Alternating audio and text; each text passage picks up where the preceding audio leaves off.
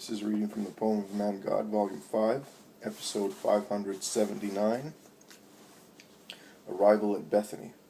It was written on the 18th of March, 1947.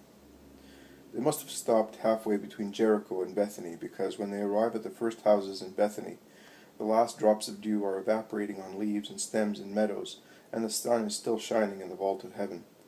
The farmers of the area drop their tools and rush around Jesus, who is passing, blessing men and plants, as insistently requested by the peasants. And some women and children come towards him, with the first almonds still enveloped in the light silver-green plush of the husks, and with the last blossoms of the late fruit trees. I notice, however, that here in the area of Jerusalem, probably because of the altitude, or because of the winds blowing from the highest mountain tops in Judea, or I do not know for which other reason, perhaps also because the trees are different, there are many trees still blossoming, and they look like light, white, rosy clouds hanging over the green meadows. The tender vine leaves quiver under the high tree trunks like large butterflies of a precious emerald hue, tied to the rough vine shoots. While Jesus stops at the fountain, which is situated where the country ends and the village begins, and he is respectfully greeted by almost the whole population of Bethany, Lazarus arrives with his sisters, and they prostrate themselves before their Lord. Although little more than 2 days have gone by since Mary left her master, she seems not to have seen him for ages, so untiring she is in kissing his dusty feet in his sandals. "Come, my Lord, our home is awaiting you to rejoice at your presence," says Lazarus, standing beside Jesus, while they proceed slowly, as the crowds allow them to do. The people, in fact, throng round him, and the children cling to Jesus' garments, and walk in front of him with their heads raised, looking at him, so that they stumble and make him stumble, so much so that Jesus first and then Lazarus and the apostles pick up the smaller ones in their arms to be able to walk faster. At a junction with a lane leading to Simon Zealot's house, there is Mary with her sister-in-law, Salome, and Susanna. Jesus stops to greet his mother, and then he goes on as far as the large, wide open gate where Maximinus, Sarah, and Marcella are, and behind them all, the many servants of the house, beginning with those employed in the house, and ending with those working in the fields. They are all in order, very happy, and excited in their joy that bursts into hosannas, while they wave their headgears and veils, and they throw flowers and leaves of myrtle and laurel, of roses and jasmines, which shine in the sun, which with their splendid corollas, or spread like white stars on the dark ground. The scent of plucked flowers and trodden aromatic leaves rises from the ground, warmed by the sun. Jesus passes on the sweet-smelling carpet. Mary of Magdala, who follows him looking at the ground, stoops, step by step, looking like a gleaner, who follows the man tying the sheaves, to pick up the leaves and corollas, and also the plucked petals that have been pressed by Jesus' feet. Maximinus, in order to be able to close the gate and give peace to the guests, orders the servants to give cakes that have already been prepared to the children, a practical way to distract the children's attention from the Lord, and thus send them away without rousing a chorus of complaints. And the servants carry out the order, taking into the street baskets full of small cakes decorated with white brown almonds. And while the little ones crowd there, other servants push back the adults, among whom there is still Zacchaeus and his 4 friends, Joel, Judas, Eliel, and Elkanah, and others whom I do not know, because they are all covered with veils, to protect themselves from the dust raised by a rather heavy wind, and from the sun, which is already strong. But Jesus, who is already far ahead, turns round and says, "Wait, I have something to tell some of you." And he goes towards Johanna's brothers, and he takes them aside, saying, "Please go to Johanna, and tell her to come to me with all the women who were with her, and with Annalea, the disciples from Ophel. Tell her to come tomorrow, because the Sabbath begins at sunset tomorrow, and I want to spend it with my friends of Bethany in peace. We will tell her, Lord, and she will come." Jesus dismisses them, and he goes to Joel. "You will tell Joseph and Nicodemus that I have come, and that on the day after the Sabbath I will enter the town." "Oh, be careful, Lord," says the good scribe anxiously. "Go, and be strong. He who follows justice and believes in my truth must not be afraid, but he must rejoice, because the accomplishment of the ancient promise is about to take place." "Ah, I will run away from Jerusalem, Lord. I am a man of delicate constitution, as you can see, and you know, and I am laughed at because of that. I could not stand any. Your angel will guide you. Go in peace." "Shall I see you again, Lord?" "Of course you will see me again, but until you see me again, consider that your love has given me so much joy in the hours of sorrow." Joel takes the hand that Jesus had laid on his shoulder and presses it against his lips through the thin veil of his headgear. Kisses and tears descend upon Jesus' hand. He then goes away, and Jesus goes to Zacchaeus. "Where are your friends?" "They remained at the fountain, Lord. I told them to stay there." "Join them and go with them to Bethphage, where my earliest and most faithful disciples are. Tell Isaac, their chief, to spread through the town and inform all the groups of disciples that the morning after the Sabbath, about the 3rd hour, I will pass through Bethphage and enter Jerusalem, and I will go up to the temple in a solemn way. Tell Isaac that this information is for the disciples only. He will understand what I mean." "I understand as well, Master. You want to surprise the Judeans so that they may not be able to hinder your entrance." "Exactly. So do as I told you. Remember that I am entrusting you with a confidential task. I am making use of you and not of Lazarus. And that tells me how your kindness to me is incommensurable. I thank you, Lord." He kisses the Master's hand and goes away. Jesus is about to go back to his hosts, but from the gate from which the last people are coming out, pushed by the servants, a young man departs and runs towards Jesus, throwing himself at his feet and shouting, "A blessing, Master! Do you recognize me?" raising his head which is not veiled. "Yes, you are Joseph, named Barnabas, the disciple of Gamaliel, and you came to meet me near Giscala. And I have been following you for many days. I was at Shiloh, on my way from Giscala, where I had gone with the rabbi while you were absent, and where I remained, studying the rolls until the month of Nisan. I was at Shiloh when you spoke, and I followed you to Lebona and to Shechem, and I waited for you at Jericho, because I had heard that you—" He suddenly stops, as if he realized that he was about to say what he was not to mention. Jesus smiles kindly and says, "The truth bursts out impetuously from sincere lips, and it often flows over the dams that prudence places before people's mouths.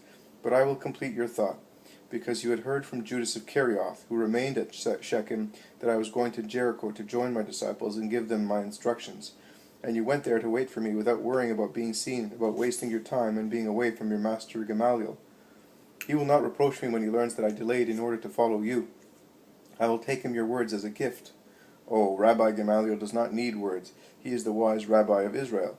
"Yes, no other rabbi can teach him anything of what is ancient. Nothing, because he knows everything that is ancient. But you can. You have new words, full of the fresh life of what is new. Your word is like the sap of springtime. That is what Rabbi Gamaliel says. And he adds that the wisdom by now covered with the dust of ages and thus dry and dull becomes lively and bright when your word explains it. Oh, I will take him your words. And my greetings. Tell him to open his heart, his intellect, his sight, his hearing, and his more than 20-year-old question will be answered. Go, God be with you." The youth stoops again to kiss the Master's feet and goes away. The servants can at last close the gate, and Jesus can join his friends. "I took the liberty of inviting the women disciples here for tomorrow," says Jesus, standing beside Lazarus, on whose shoulder he lays his arm. "You did the right thing, Lord. My house is yours, as you know. Your mother preferred to stay in Simon's house, and I respected her desire, but I hope that you will stay under my roof." "Yes, I will, although also the other house is your roof, one of your first generous actions on my friend's behalf and mine. How many of them you have done, my dear friend, and I hope I shall be able to go on doing them for a long time." "Although that is the wrong word, wise master. I am not being generous to you. You are being generous to me. I am the debtor, and if before the treasures you have given me I lay a farthing for you, what is my miserable gift as compared with your treasures? 'Give, and it will be given to you,' you said. A shaken and pressed measure will be poured on your lap, and you will receive 100-fold of what you have given. You say, 'I received 100-fold of 100-fold, even when I had not given you anything.' Oh, I remember our first meeting. You, the Lord and God, whom seraphim are not worthy to approach, came to me when I was all alone and distressed, closed in here in my sadness. You came to Lazarus, the man shunned by everybody except Joseph and Nicodemus, and my faithful friend Simon, who from his sepulchre of a living being did not cease to love me. You did not want my joy in seeing you to be perturbed by the corrosive splashes of the world's contempt. Our first meeting, I could repeat all the words you spoke then.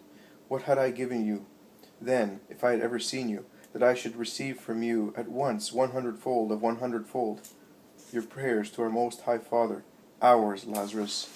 Mine, yours, mine as the Word and as man, yours as man. When you prayed with them then with so much faith, were you not already giving me your whole self?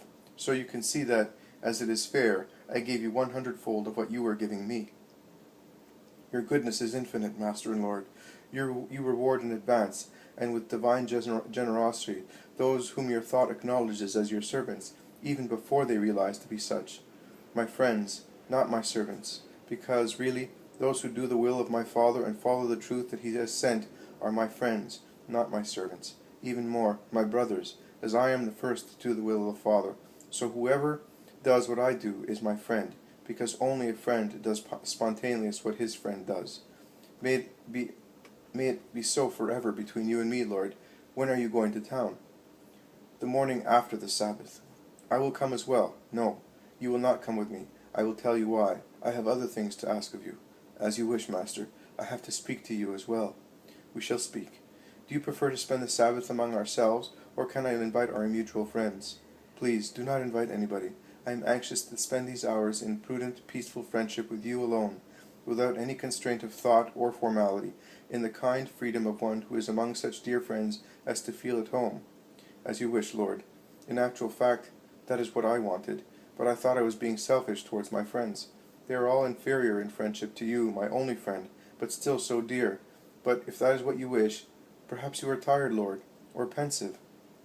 Lazarus questions his friend and master more with his eyes than with his words, and Jesus replies to him only with his rather sad and somewhat absorbed eyes, and with a faint smile of his lips. They are now alone near the fountain, whose jet of water sounds like a song. All the others have gone into the house, and one can hear voices and the noise of kitchenware.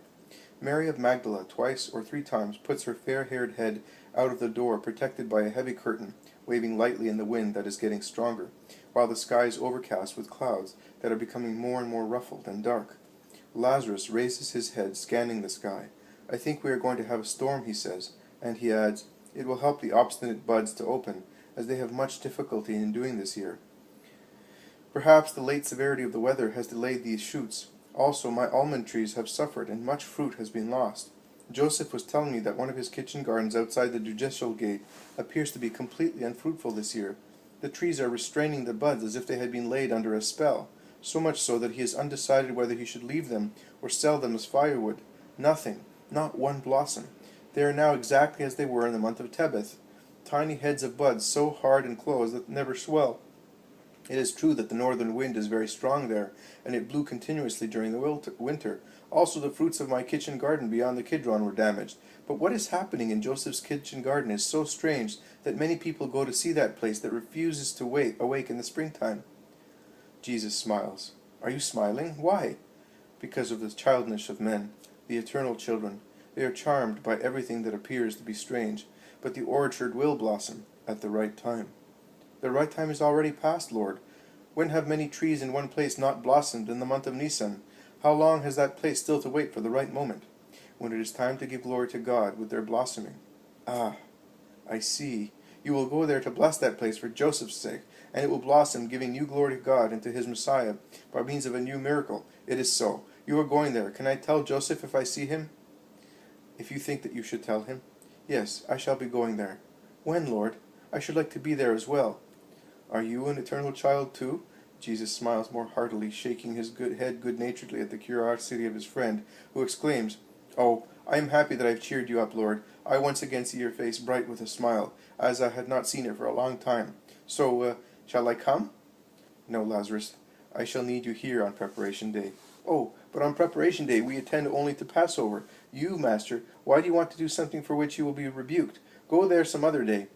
I shall be compelled to go in there just on Preparation Day, but I shall not be the only one to do something which is not in preparation for the old Passover.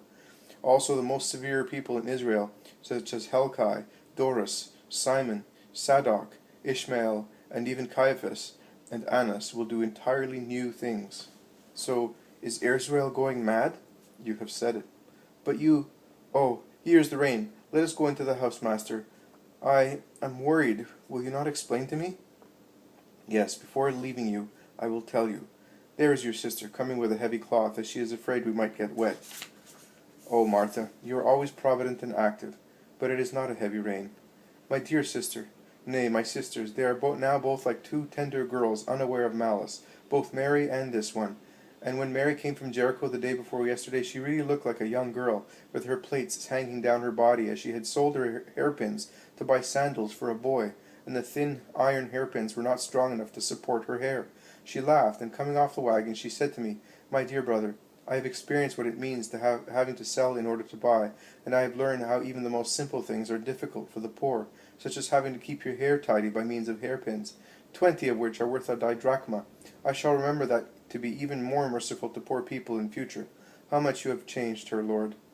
The woman of whom they are speaking while setting foot in the house is already there with the amphorae and basins to serve her Lord. She will not surrender the honor of serving him to anybody, and she is not satisfied until she has restored the limbs and appetite of her master, and she sees him go, wearing fresh sandals, towards the room allotted to him, and where his mother is waiting for him with a fresh linen garment, still smelling of sunshine.